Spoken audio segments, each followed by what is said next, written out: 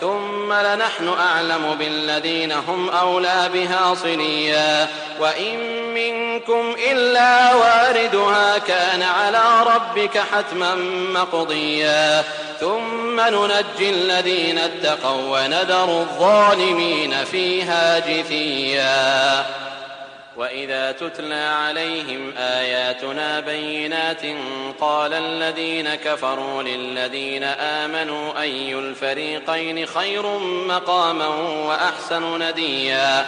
وكم أهلكنا قبلهم من قرن هم أحسن أثاثا ورئيا قل من كان في الضلالة فليمدد له الرحمن مدا حتى إذا رأوا ما يوعدون إما العذاب وإما الساعة فسيعلمون من هو شر مكانا وأضعف جندا ويزيد الله الذين اهتدوا هدى والباقي